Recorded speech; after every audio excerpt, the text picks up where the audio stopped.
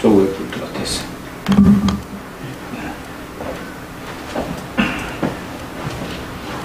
우리 다 같이 우리의 사상을 봉독합시다. 예수님께서 선택하신 평범한 사람들에 관한 꾸밈없는 진리를 발견하십시오. 우리 지금부터 조학에 맞춰 오순절 후 22번째 청교도 사도 영성 아카데미 채플 예배를 드리도록 하겠습니다.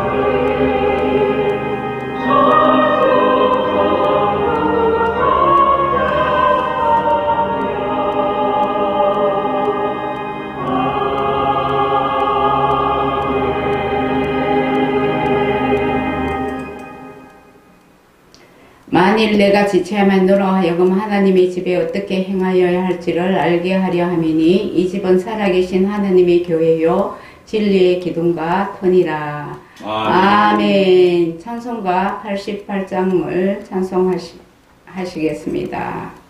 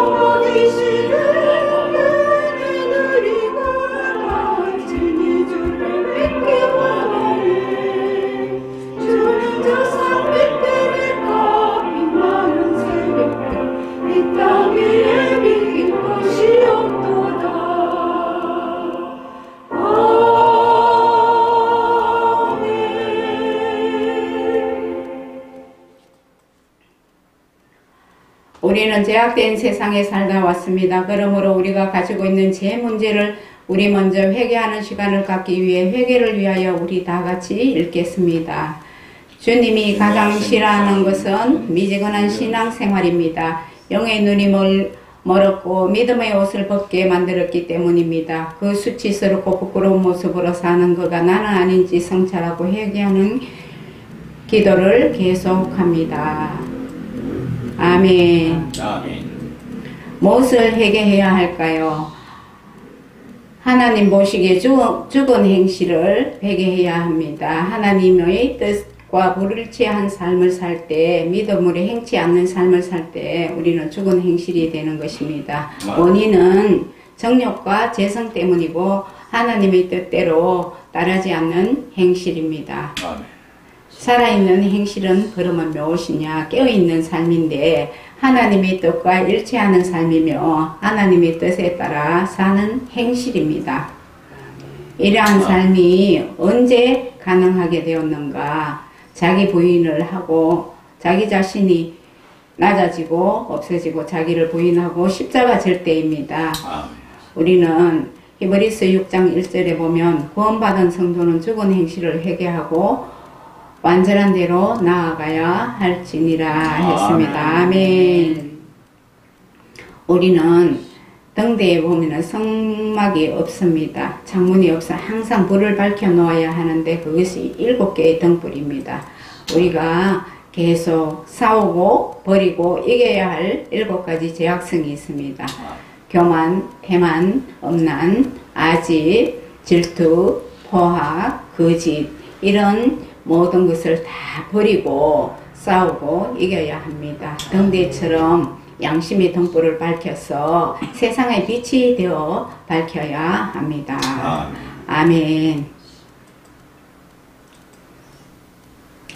성령님께서 우리 속에 들어와 계시는데 언제 우리 속에 들어와 계십니까? 어둠을 지키고 밝은 빛으로 오셨습니다. 우리의 양심을 밝게 하시고 비진리를 거부하고 밝은 빛 진리로 오셨는데 예수님의 성품으로 변화시키기 위해서 오셨습니다. 아멘.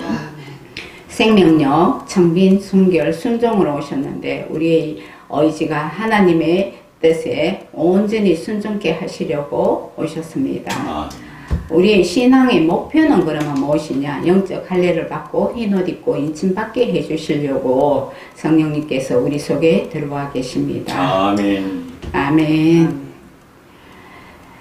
우리가 살아가는 삶의 현장에서 나의 유익보다는 남의 유익을 위할 때 그리스도의 향기가 바라게 됩니다. 지난 한 주간 살면서 혹 나의 유익을 위해서 다른 사람에게 고통을 준 내가 아닌지 주님과 나만이 아는 잘못을 반성하고 회개하는 시간을 갖도록 하겠습니다. 자, 각자가 원죄와 자범죄를 회개합시다.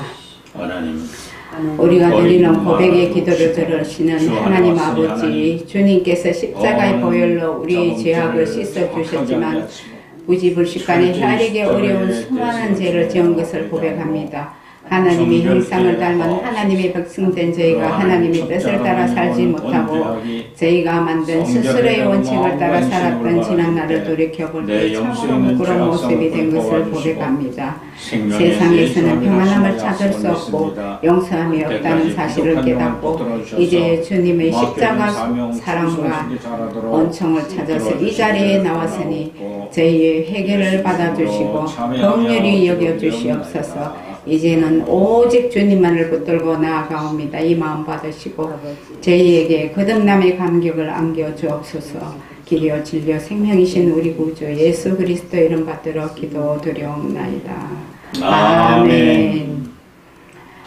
우리 모두 십자가의 사죄 은총을 의지하여 회개함으로 사죄를 받았습니다. 사함의 확신을 우리 다 같이 읽겠습니다. 내 백성과 내 거룩함의 성을 위하여 이런 이래를 기한으로 정하였나니 허물이 그치면 죄가 끝나며 죄악이 용서되며 영원한 의가 드러나며 환상과 예언이 응하며 또 지극히 거룩한 이가 기름 부음을 받으리라. 아멘. 사함의 기쁨, 하기는 사랑하는 당신에게 이 꽃의 행복을 선사합니다. 아멘. 아멘. 신앙 고백하겠습니다. 나는 전능하신 아버지 하나님 천지의 창조주를 믿습니다. 나는 그의 유일하신 아들 우리 주 예수 그리스도를 믿습니다. 그는 성령으로 잉태되어 동정녀에게서 나시고 유대인들에게 고난을 받아 십자가에 못 박혀 죽으시고 장사된 지 사흘 만에 죽은 자 가운데서 다시 살아나셨으며 하늘에 오르시어 전능하신 아버지 하나님 우편에 앉아 계시다가 저리로서 살아있는 자와 죽은 자를 심판하러 오십니다.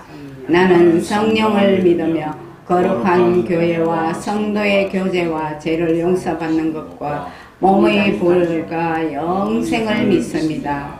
아멘. 대표 기도와 성경 봉독을 강미성 목사님께서 해 주시겠습니다.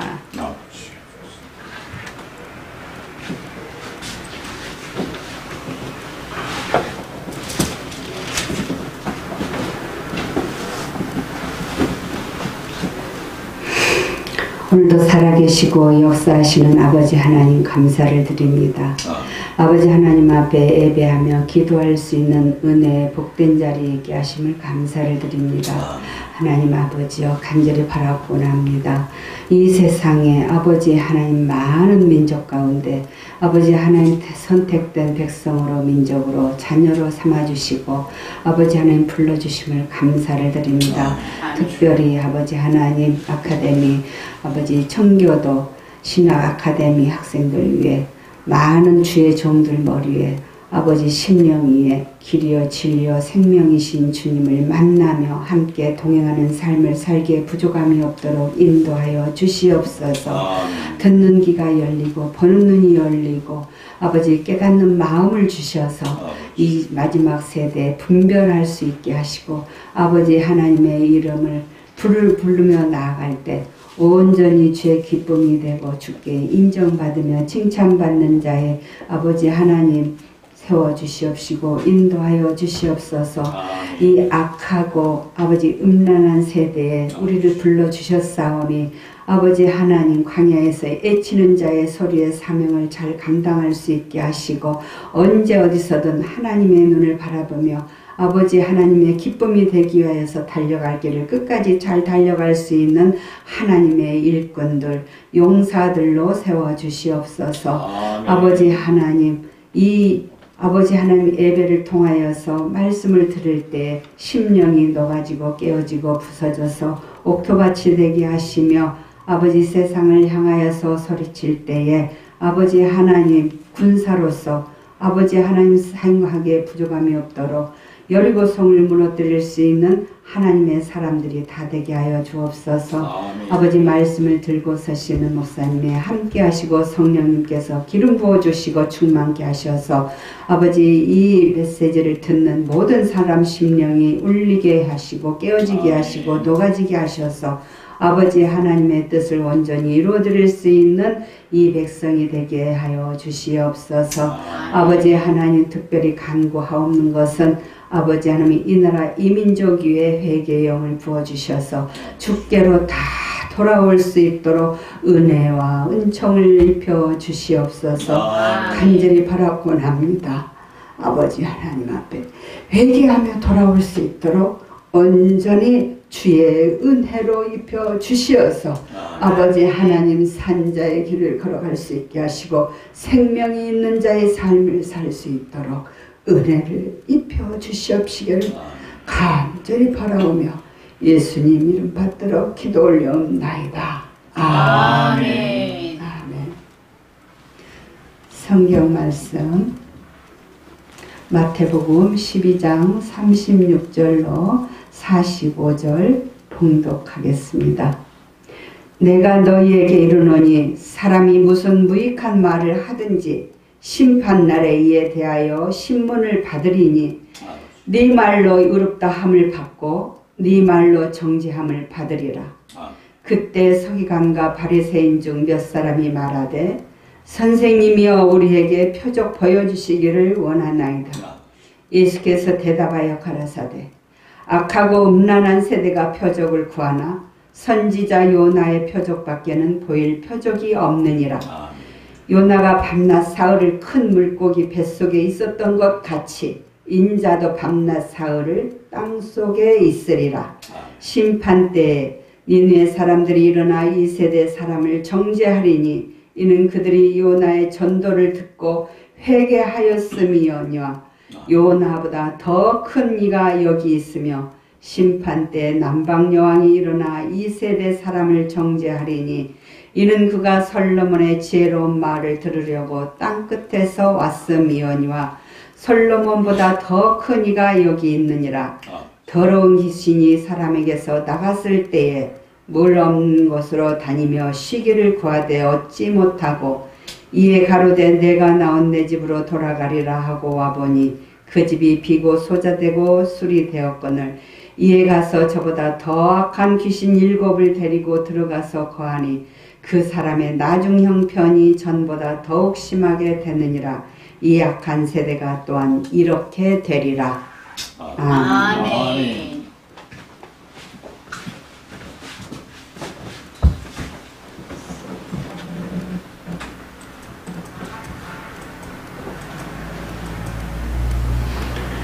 찬송가 337장 내 모든 시험 무거운 짐을 찬송하시겠습니다. 빨간 거 눌러요. 되네.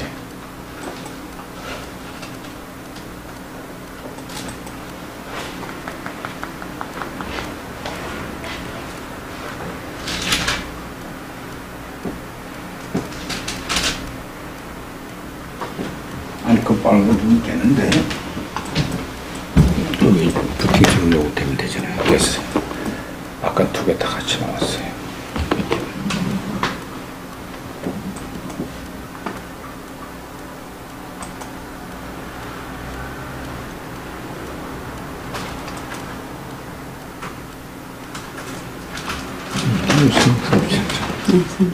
네, 337장.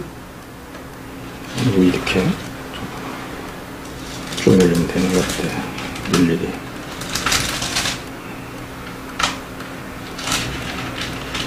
맞아요? 이렇게.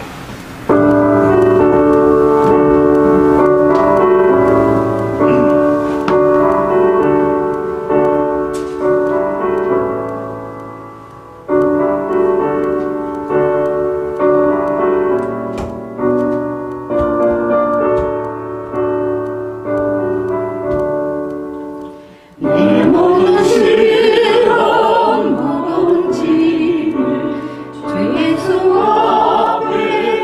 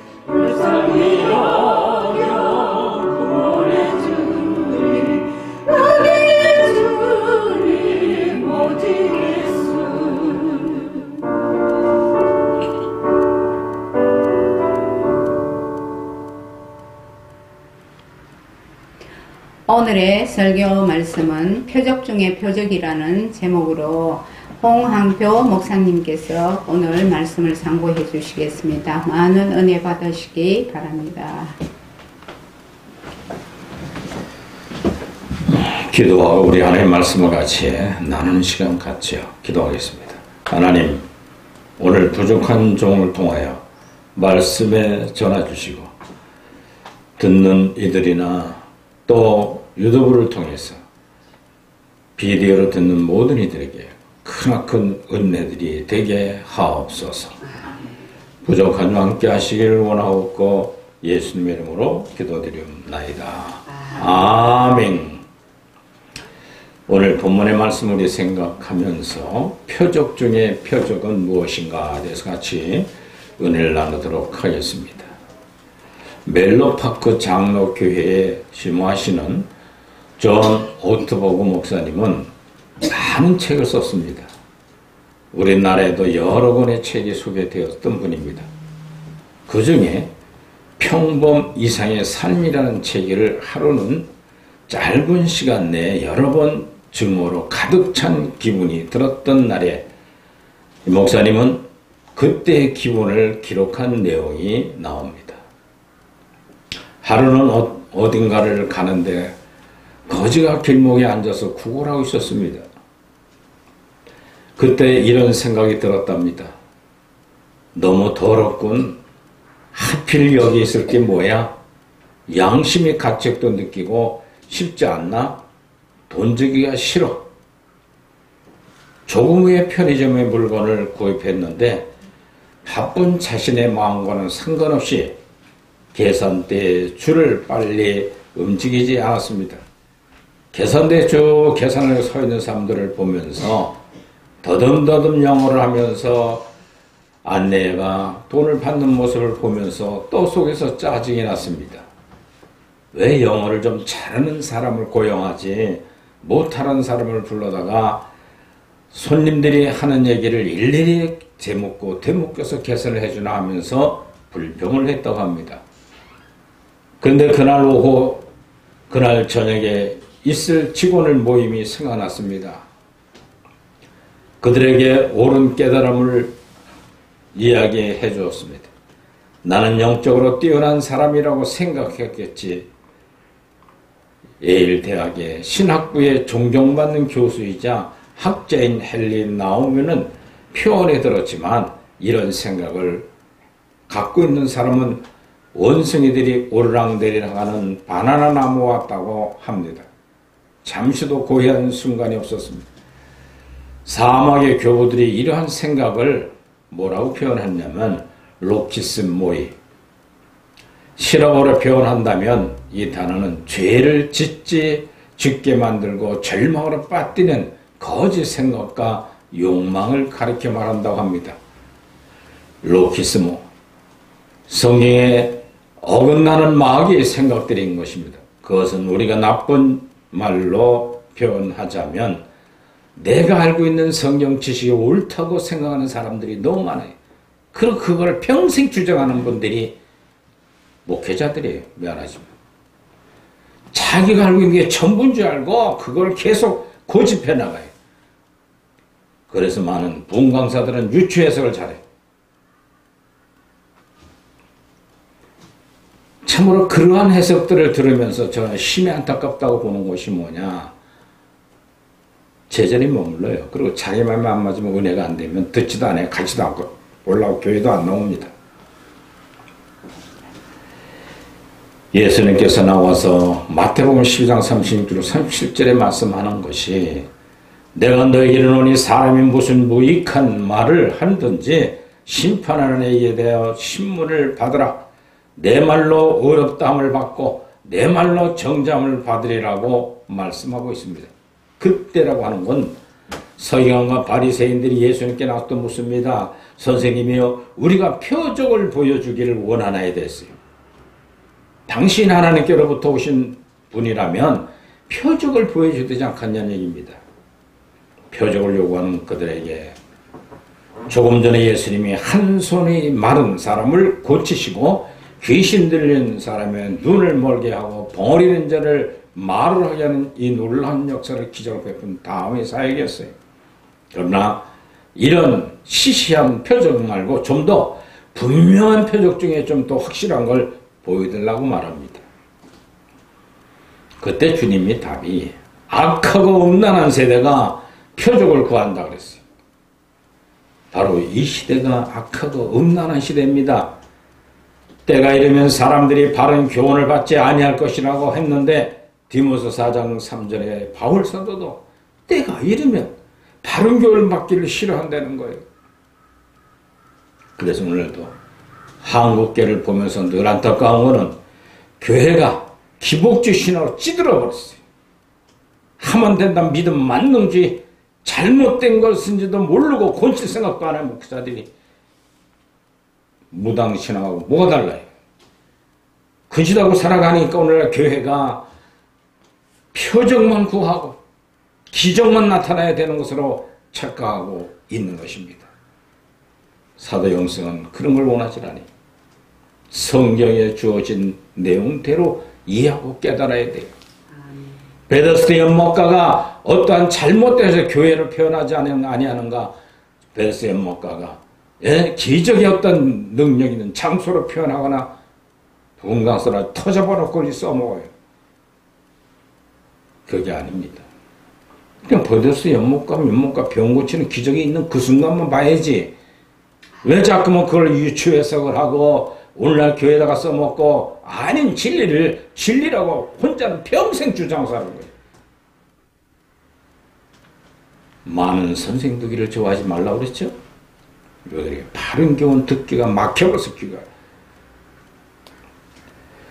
그러면 과연 표적 중에 뭐가 올바른 표적인가? 오늘 시간 같이 성경적 입장에서 생각해 보려고 합니다. 첫째로 예수님이 동정녀 탄생하신 가장 큰 표적이에요. 36절로 37절에 보면 바울은 유대인들을 표적을 구하고 헬라에는 지혜를 찾으나 우리는 십자가에 못 박힌 그리스도를 전하니 유대인들에게는 꺼리끼는 것이요 이방인들에게는 미련한 것이로되 오직 부르심을 받은 자들에게는 유대인이나 헬라이나 그리스도라 하나님의 능력이요 하나님의 지혜입니다. 고린도서 1장 12절로 22절로 24절에 말씀하지 않습니까? 이처럼 헬라인들이나 이상적으로 이해하는 사실만 진리라고 받아들이는데 여기에서 유대인들도 마찬가지잖아요. 자기들이 믿는 하나님, 믿음의 조상 아브라함부터 흘러나온 자기 후손들은 자부심. 오늘날 뭐가 달라요? 예수님 믿기만 하면 천국 간다는 믿음 만능주의와 뭐가 달라요? 실제로 밝은 빛의 진리를 성경대로 깨달아야 하는데 그 성경을 잘못 해석하는 목사님들이 많은 선생들이라고 강조하는 사람들이 사람이 많이 모이면 가서 설교 한 판 멋있게 하려고 들고 근데 들어보면 실제는 없어요. 내용이. 이와 같은 현상은 지금도 볼 수가 있습니다. 예수 그리스도를 믿는 사람들은 표적이나 지혜를 요구합니다. 이치적으로 생각하면 믿음이 있노라 하는 것 같지만 실제는 믿음이 없는 것이에요. 요즘 일부 학교에서 침투하는 잘못된 기독교 집단들이 대부분 이상적인 것을 여깁니다. 요즘에 일부 학교에 침투한 잘못된 기독교의 교리는 다 없애버리고 교재가 완전히 기복주의로 빠져져 있어요. 대부분 이상적으로 그럴듯한 것을 가지고 젊은 청년들을 유혹하고 있습니다. 또 그런가 하면은 교회마저도 가장 큰 피적은 예수 그리스도가 동정녀 마리에게 성령으로 잉태해서 성령의 하나님의 아들 오시다는 사실을 편하게 믿으면 되는데 그 어떤 기적을 엉뚱한 걸 요구하는 거예요. 바리새인 서기관들이 모여가지고 주님께 묻는 겁니다. 기적을 좀 보여봐라. 당신이 하나님의 아들이면. 그때 주님 하신 말씀이. 그래서 어떤 목회자들은 최면서를 사용하기도 합니다. 온갖 무속신앙까지 기어 가미시켜서 하는 경우를 많이 볼 수가 있어요. 제가 신학교 다닐 때 어느 기도원 올라가서 기도하러 올라갔는데요. 아멘 하면 채면서 써가지고 무조건 아멘 안 하면 그냥 막 일어서서 세우고 아멘 소리 하고 막 마치고 그래요. 믿어지지가 않는데 어떻게 하면이. 그 통성기도를 시켜다 눈 감아놓고 불들 받자고 그러놓고 쓰고 앉았더니 밑에서 후라시를 가지고 막 비쳐요. 성령물 받은 사람들은 아멘 아멘 그러고 그 최면세를 걸렸어요. 후라시 불빛이 하니까 성령물 받으시란 거래요. 뭔가 표적은 보이려고 했으면 오늘 보건강사들의 목사님들 조심해야 됩니다. 그러므로 주님께서 친히 징조를 너에게 보이실 것이라. 보라 처녀가 잉태하여 아들을 낳을 것이요 그의 이름을 임마누엘을 하리라고 이사야 7장 14절에 예언하신 대로 처녀 마리아의 태를 빌려서 성령이 잉태하여 나온 예수 그리스도가 하나님의 생명을 가져오신 존재가 다른 거예요. 인류의 모든 사람들은 다 육신의 몸을 입고 정자와 난자 결합해 난 사람들은 첫째 아담부터 이는 원죄악성을 갖고 태어날 수밖에 없어요. 그 죄악성으로 평생을 살다가 그 죄악성을 가지고 지옥 가는 거예요. 그러다가 성령 받은 사람들은 이제 새로운 진리가 들어왔으니까 그 성령의 뜻대로 변화된 모습이 돼야만 의롭다 하심을 입고 죄악성이 글로 떨어지고 생명이 내주돼야만 천국의 심령을 이뤄간다고 말씀하고 있는 겁니다. 1854년엔 교황 피아스 9세는 동정녀 마리아의 무죄 잉태설을 선포했습니다. 예수님이 원죄가 없으시면 그를 잉태한 어미도 죄가 없어야 했기 때문에 마리아는 원죄도 자범죄도 없다고 한 잘못된 가톨릭의 신학이 시작됐던 거예요.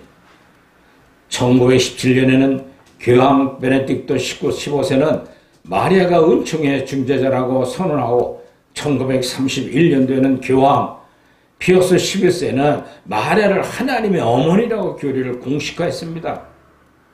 1350년에는 교황 피어스 12세는 동정녀 마리아의 승천 교리를 선포하였고 1962년도에는 제4 바티칸 교회에서는 마리아에게는 영원한 동정녀란 칭호를 쓰도록 확정해버렸습니다. 그러나 동정녀 아이를 잉태하고 낳았다는 것은 가장 놀라운 기적이요 표적인 수가 없습니다.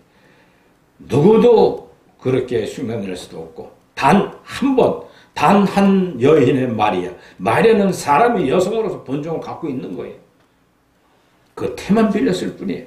그렇게 탄생하신 예수 그리스도는 다 울고 태어나지만 그것은 빛을 띠면서 생명을 가져오신 분이라는 걸 탄생부터 믿어야 되는 거예요. 오늘 모든 교회가 목사님들이 생명 무조건 받았다고 믿었다고 청가라고 강조하는데 생명력이 아니라 죄의 열매를 살아가잖아요. 이기와 정과 욕심으로 자기 것을 위해 살아가고 있잖아요. 그러나 하나님의 생명을 받은 성도들은 그 성령은 생명을 가주신 주님과 나와 동역하면 내가 인격이 완전히 바뀌어야 돼요. 180도 바뀌어야 돼요.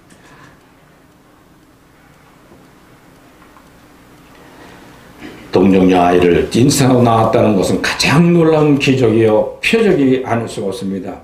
하나님께서 우리 가운데 임마누엘 오신 것을 나타내 보시기 위한 징조로 주신 표적은 이성으로 이해하려니 이해될 수가 없는 것입니다. 우리는 이 사건을 통해서 그저 예수님 그분은 분명한 하나님의 아들이요 우리를 죄에서 구원하실 분이라고 고백을 해야 될 것입니다. 이게 첫째 되는 가장 큰 기적이에요. 표적입니다. 그거 안 믿게 되면 구원도 없습니다. 두 번째로는 38절로 41절에 서기관과 바리새인들이 예수님께 나서 말합니다. 선생님이 우리에게 표적을 보여주기를 원하나이다 하였을 때 예수님은 말합니다. 요나의 표적밖에는 보일 표적이 없다. 요나가 물고기 뱃속에 들어가 4일간 있다가 다시 내침을 받아 나왔을 때 니느웨 성에 가서 복음을 외치게 되니까 다 회개하고 돌이킴으로 하나님은 그 성인 모든 사람 죽이기를 뒤로 하시고 다시금 그 성을 다시 살리는 모습을 봅니다. 누구 때문에? 요나의 외침을 통해서 복음을 받아들인 것들이 철저 회개함으로 말미암아 그 성은 살리는 성이 되고 말았은 겁니다. 예수님을 죽이시고 사흘 만에 부활하신 것을 말씀해 주는 겁니다. 그것처럼 큰 기적이 없다는 거예요. 부활은 누가 있습니까? 한 사람도 없어요. 오직 예수님만이, 동정녀 탄생하신 생명하신 주님만이 사흘 만에 십자가에서 양손과 양발과 옆구리에 창찔러 죽으신 분이 3일 만에 다시 부활하시는 사건. 그게 가장 큰 표적이요 기적이라고 했어요. 그 사도행성에는 예수님의 탄생과 부활하심을, 십자가와 부활을 하신 것을 믿는 것을 순수하게 증거하는 거예요. 곧 그들이 신약 성경을 사도들이 쓴 가장 큰 표적을 증거해주고 있는 것입니다. 예수님 부활은 최대의 표적입니다. 그들의 부활을 막으려고 온갖 방법을 청동했습니다. 예수님의 죽으심을 몇 차례 확인하였고 창으로 옆구리를 찔러 사망에 직면했습니다. 무덤에 장사한 후에도 돌로 무덤으로 문을 막아버리고 임몽해버렸어요. 그리고 군사들이 지키고 있었어요. 무덤은 장사한 후에 돌로 막아버렸지만 예수님의 부활은 돌무덤을 치고 나와서 부활하는 모습으로 40일 동안 다니면서 많은 이들에게 부활의 기적과 표적을 보이셨습니다.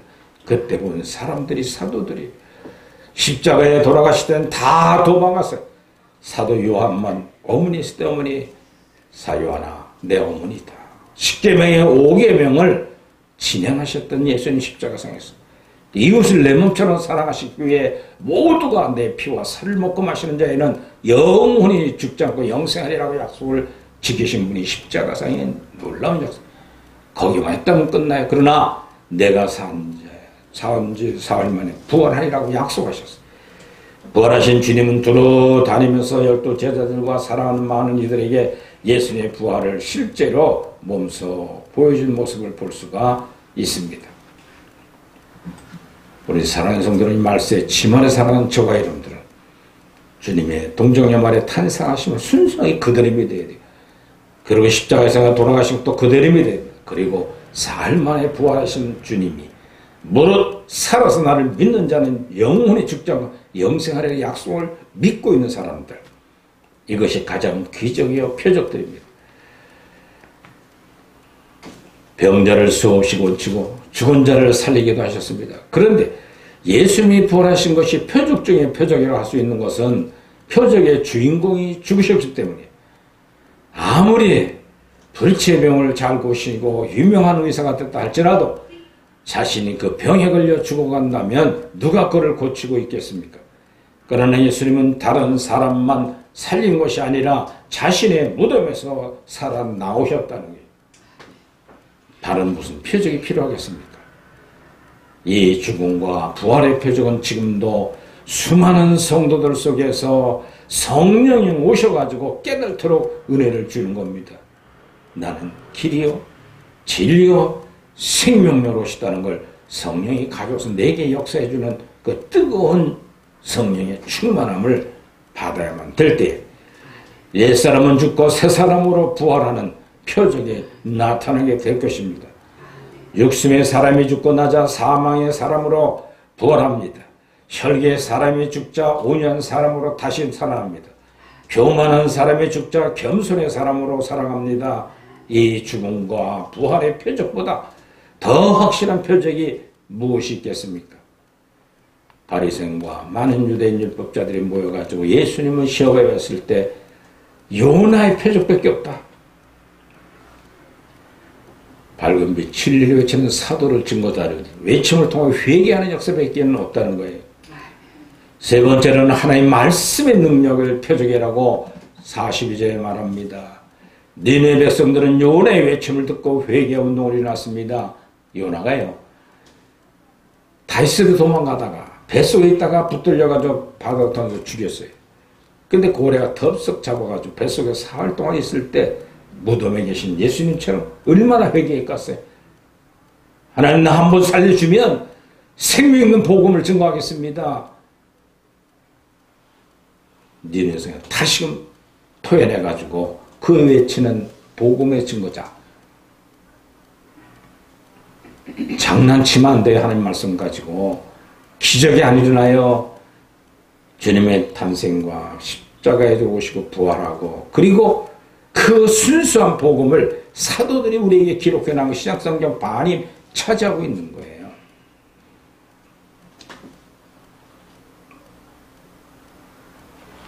어린이와 아이들 할 것 없이 모두가 굵은 베옷을 입고 회개를 했다는 거예요. 이 소문을 듣고 왕도 보좌에 일어나 조복을 입고 굵은 베옷을 입고 제에 앉아서 철저히 회개하며 조서를 내렸습니다. 이제부터는 사람뿐만 아니라 가축까지 금식할 것이며 두 번째 사람이건 짐승이건 굵은 베옷을 입을 것이며 세 번째는 힘써 여호와께 부르짖을 것이며 네 번째는 각자 악한 길과 손으로 행한 모든 강포에서 떠날 것이고 이 놀라운 표적이 니느웨 성에 나타났다는 사실은 그 외친 복음이 순수하게 하나님 주신 말씀대로 곧 이 성은 사실 무너질 거라는 사실 그대로 자기 목숨을 내걸고 증거할 줄 알아야 됩니다. 말세의 지말에 사도 영성을 증거하는 사랑하는 우리 교육자들 두려움 없이 담대하게 하십시오. 이것 생각 저것 생각하지 마십시오. 여러분들이 인기나 끌고 여러분들이 교회나 부흥시키고 사람이 모으려고 들지 마십시오. 진리는 진리답게 증거되어야 돼. 오늘도 분교회 가서 외쳤는데 한 분이 끝나고 점심을 먹는데 오더니 목사님이 진리를 다 줄 수 있습니까? 그럼요. 그 USB 있습니까? 집에서 안 가져와. 내 걸 빼서 다 지우고 다 맞췄어. 그러냐 늦었어요. 오래전에 목사님 교회 와서 듣기도 하고 본인도 들었어도 오늘처럼 깨달아진 게 없대요. 이제 됐어. 따이공들을 들려다가 하룻밤 재우고 복음을 전해서 보내는데 그냥 보내요. 설교는 아무리 하고 산소는 아무리 외쳐 뭐해요. USB를 만들어서 줘야겠다. 그런데 관심이 없어요. 내게 아니니까. 그럼 황교 목사 거니까. 그래서 한번 다시 고민하려고. USB 만들어서 내가 돈 들여서 줘야지. 어느 사람 한 번에 한 주 올 때마다 20명씩 해. 내 22명, 25명 이렇게 보는데 그걸 다 재우고 반백해주고 보내는데 예배 드리고 보내는 거예요. 그럼 예배가 예배답게 말씀에 살아있는 걸 넣어주고 보내야 되죠. 변화시키지 않는 걸 뭐하러 허톤실을 해요.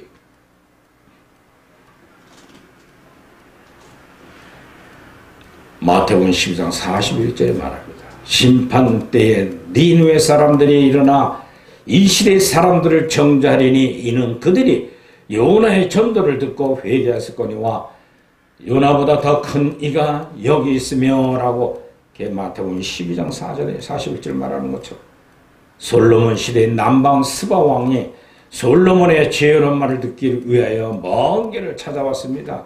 물론 스바와 여왕은 솔로몬의 모든 지혜와 그 건축한 왕궁과 그의 식물과 그의 신하들에게 좌석했과 그의 시종들은 시립한 것과 그들이 괄목할 만한 송관문의 등과 여호와의 성전에 올라가는 층계를 보고 크게 감동이 되었습니다.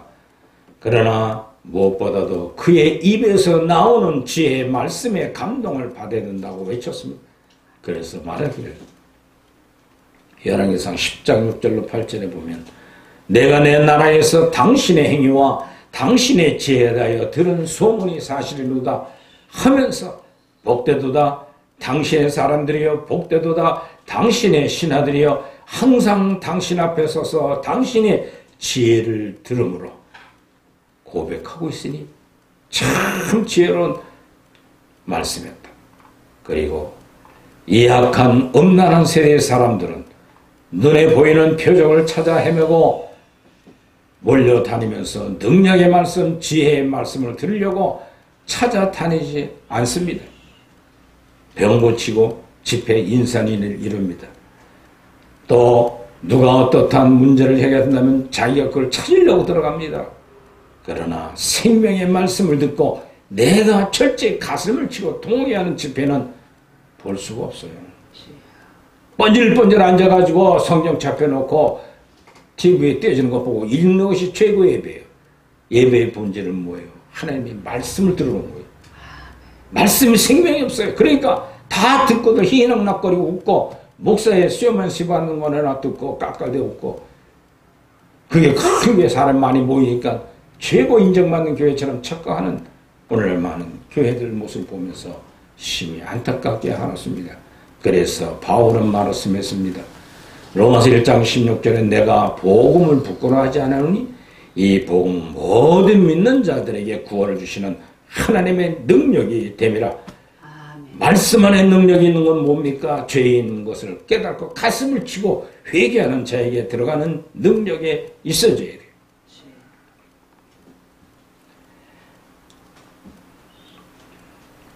오직 부르심을 받은 자들에게는 유대인이나 헬라인이나 그리스도는 하나님의 능력이요 하나님의 지혜라는 고린도서 1장 22절 24절 말씀하는 것처럼 그 여러분들이 외치는 설교의 능력이 이 능력과 지혜가 담겨질 줄 믿으시 바랍니다. 표적 중에 표적을 구하십시다. 눈을 즐겁게 하고 호기심 많은 만족을 느끼는 것을 깨닫지 맙시다. 이 교회는 오니까 무엇이 좋더라, 찬양대가 좋더라, 음악이 멋있더라, 목사님의 제스처가 멋있더라, 그런 거 보고 믿지 마십시오. 여러분들 속에는 성령의 밝은 빛 진리한 자신을 돌이켜보고 회개하고 회개한 다음 주에는 성령의 충만함을 통하여 원수를 사랑하고 온 뺨을 때 왼 뺨을 댈 수 있어야 되고 오리가 잡은 심리까지 가질 수 있어야 되고 속었다는 거짓까지 다 주고 거저가선 거저 주는 그런 목회자를 따라다니십시오. 그럼 망하진 않을 겁니다. 예수님께서 임마누엘로 우리 안에 계시고 표적이 있습니다. 내가 예수님과 함께 옛사람은 죽고 새사람으로 부활됐다는 표적을 굳건히 믿고 사모하시기를 주의 이름으로 축원을 드립니다. 기도합시다. 하나님, 오늘도 말씀해 주시고 깨달을 수 있는 표적 중에 표적은 동정녀 마리아 통사, 세상을 탄생하실 때 생명 가지고 오신 예수님의 표적, 십자가상에서 올리신 보혈로 말미암아 요나의 표적밖에 없다고 하신 말씀, 주님의 사흘 만에 부활한 신앙, 그리고 하나님의 밝은 빛 진리 안에서 능력을 가지고 증거하는 목회자들과 동고동락하며 그 나라와 그 일과는 모든 목회자들 되게 하옵소서. 예수님 이름으로 기도드리옵나이다. 아멘.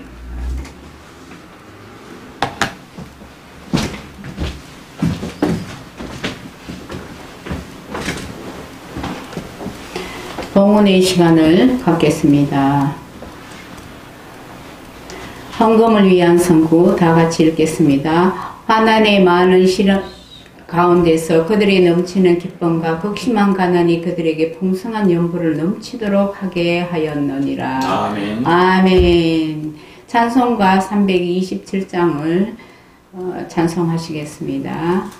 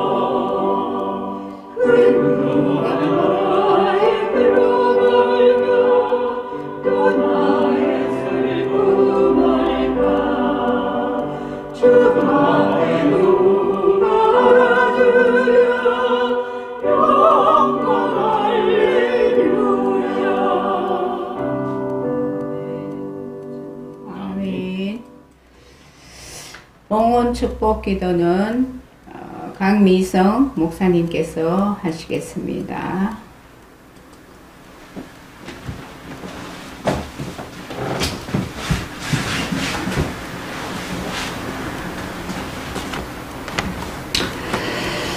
살리신 나의 아버지 하나님 감사를 드립니다. 네가 나를 사랑하느냐 물었을 때 하나님 앞에 주님이 아십니다. 간절한 대답으로 대답할 수 있는 우리 모두가 되기를 소원합니다. 이 땅에 아버지 회개의 영을 보내셔서 아버지 탕자의 걸음을 아버지께로 돌아올 수 있도록 은총을 베풀어 주시옵소서. 이 시간 주님 앞에 마음을 드리고 물질을 드립니다. 아버지 하나님께서 주신 것이오니 아버지 나라의 일을 위하여 쓰게 하시고 아버지께서 많은 기쁨을 누리실 수 있는 그런 애물이 되기를 소원합니다. 아버지 감사합니다. 드릴 수 있는 마음을 주시고 드릴 수 있는 것이 있게 하시고 아버지 하나님께서 받아주심을 믿을 수 있도록 우리에게 믿음을 허락하셔 주셨으니 감사를 드립니다. 아버지 하나님 나라에 이르기까지 이 땅 위의 삶이 늘 우리 영혼에 영혼육에 누림이 있게 하시고 부욕해 하셔서 우리의 입술에서 주를 찬양하는 그 사랑의 소리가 끊어지지 않게 하시고 아버지 하나님께로 달려가는 길이 날마다 기쁘며 소망 가운데 즐거워하며 소리를 질러 주의 이름을 찬양하게 하옵소서. 아버지 하나님께 온전히 우리의 모든 삶이 늘 감사로 제사를 드리며 감사로 화답하는 자 되게 하옵시고 아버지 하나님 예수 그리스도 안에서 행복자로 승리자로 살아갈 수 있게 인도하여 주시옵소서. 모든 것을 감사하고 예수 그리스도 이름으로 축복하며 기도 올리옵나이다. 아멘. 아멘. 아멘. 선생님, 교회 소식하고 축복. 교회 소식.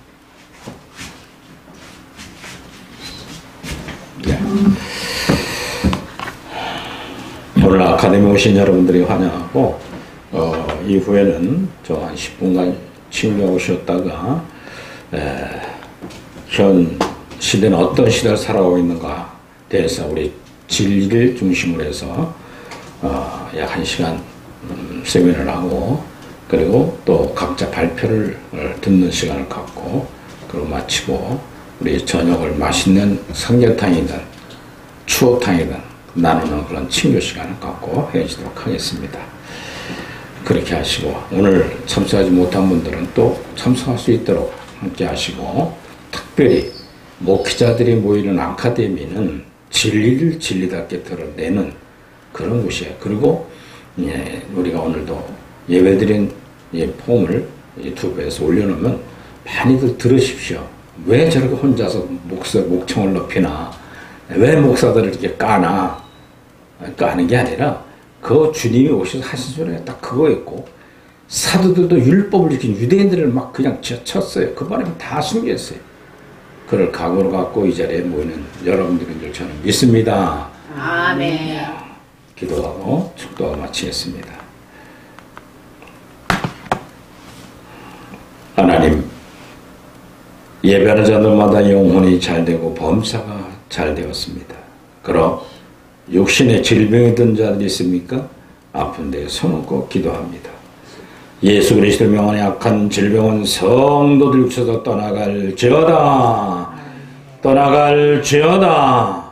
부모, 형제, 친인척, 흩어져 있는 모든 지인들, 그리고 사랑하는 자녀들, 사랑하는 손주들, 또 오고자 원하지 못하고 여러 가지일 때 모든 우리 아카데미 모든 교육자들 위해 이제로부터 영원토록 이제는 예수 그리스도의 은혜와 하나님 아버지의 극진하신 사랑하심과 성령님의 교통 내조하심이 표적 중에 표적 동정녀 마리아의 탄생하심과 십자가에 피 흘려 돌아가신 것과 사흘 만에 부활 승천하신 성령이 내 속에 오셔서 표적을 보이신 걸 굳건히 믿고 밝은 빛 진리 안에 연구하며 같이 나누자 모인 아카데미 있는 모든 목회자들 위해 이제로부터 영원토록 함께 계실지어다.